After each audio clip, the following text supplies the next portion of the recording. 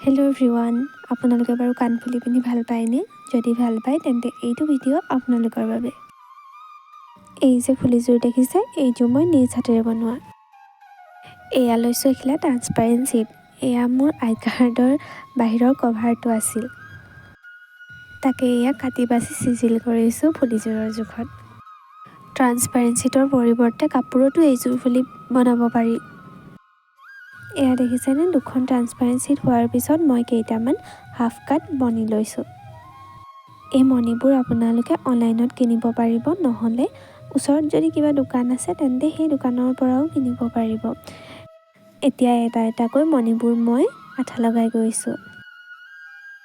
ফুলিযোৰৰ তলৰ ঝুমকাটো যিহেতু মই ৰেক্টেংগল শ্বেপত বনাম, সেয়েহে এইদৰে আঠা লগাইছোঁ। পথালিকৈ 8টা আৰু দীঘলীয়াকৈ 12টা মণি আঠা লগাইছোঁ আৰু দুটা লাইনত আঠা লগাই গৈছোঁ। আঠাটো বগা হৈ আছে যদিও শুকোৱাৰ পিছত ই ট্ৰান্সপাৰেণ্ট হৈ যাব। মণিবোৰ কিনোতে এই আঠাটো ফ্ৰীকৈ আহিছিল আৰু বহু দিনৰ পৰা এইটো আঠাৰে মই ক্ৰাফটিঙৰ ভিডিঅ'বোৰ বনাই আছোঁ। এয়া দুডলীয়াকৈ প্ৰায় 3টা ছাইড কমপ্লিট হ'ল আৰু মাত্ৰ এটা ছাইড কমপ্লিট হ'বলৈ বাকী আছে। ইখন কাণৰ বাবেও আন এটা ৰেক্টেংগল বনাব লাগিব একেটা প্ৰচেছতে। পথালিকৈ যদি 8টা আৰু দীঘলীয়াকৈ 12টা হয় তেন্তে এই বনাই থকা ঝুমকা পাতত কেইটা মণি আছে কমেণ্ট কৰি জনাব। মণিবোৰ ভালদৰে আঠা লগাই হোৱাৰ পিছত আঠাবোৰ শুকাবলৈ অলপ সময় ৰাখি দিম।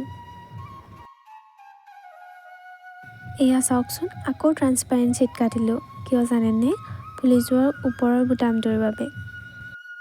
এইবাৰ পিছে স্কোৱাৰ শ্বেপত কাটিছোঁ, যদিও কিন্তু স্কোৱাৰ শ্বেপত নিদিওঁ, তথাপিও স্কোৱাৰ শ্বেপত কাটি এইদৰে আঠা লগাই লৈছোঁ। পথালিকৈ 5টা আৰু দীঘলীয়াকৈ 5টা, টোটেল 25টা মণি মই এইদৰে আঠা লগাই দিছোঁ। আঠাবোৰ যদি এইদৰে বগা হৈ থাকিব বুলি ভাবিছে তেনেহ'লে অলপ সময় পিছত আপোনালোকে দেখিবলৈ পাব আঠাবোৰ একেবাৰে নোহোৱা হৈ যাব আৰু মণিবোৰহে জিলিকি থাকিব। এই ধৰণৰ স্কোৱাৰো কিন্তু দুটাকৈ বনাবলৈ নাপাহৰিব দেই। আৰু চাওকচোন, কথা কওঁতে এইটো সম্পূৰ্ণ হ'ব হ'ল মোৰ। প্ৰত্যেকৰে দুটাকৈ বনাই এয়া শুকাবলৈ দিলোঁ। এয়া লৈছোঁ হাকুটা লগা তাঁৰ। ইংলিছত কি বুলি কয় নাজানো, সেয়েহে থলুৱা ভাষাতে কৈ দিছোঁ। আৰু দুইডাল হাকুটা দুভাগত কাটি লৈ ফুলিযোৰত আঠা লগাই দিম।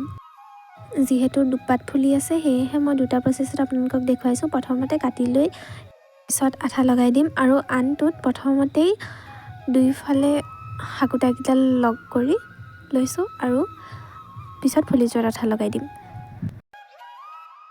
এয়া লৈছোঁ দুডাল এয়াৰিং ষ্টেণ্ড কাণত লাগি থাকিবলৈ। এই এয়াৰিং ষ্টেণ্ডডালো তাৰেৰে বনাব পাৰি। নেক্সট কোনোবা এটা ভিডিঅ'ত দেখুৱাম বাৰু। এইদৰে এয়াৰিং ষ্টেণ্ডডালত আঠা লগাই পিছত ফুলিযোৰত লগাই দিছোঁ। ভালদৰে শুকালেই আমাৰ পিন্ধিব পৰা কাণফুলি ৰেডি। ফুলিযোৰ কেনেকুৱা লাগিছে আৰু ভিডিঅ'টো চাই কেনেকুৱা পালে কমেণ্ট কৰি জনাব। আৰু যদি কিবা ডাউট থাকে তেন্তে সুধিবলৈ লাজ নকৰিব কিন্তু দেই। এই ধৰণৰ ভিডিঅ' পাই থাকিবলৈ মোৰ চেনেলটো ছাবস্ক্ৰাইব কৰি থ'ব। আজিলৈ আহিছোঁ, বাই বাই।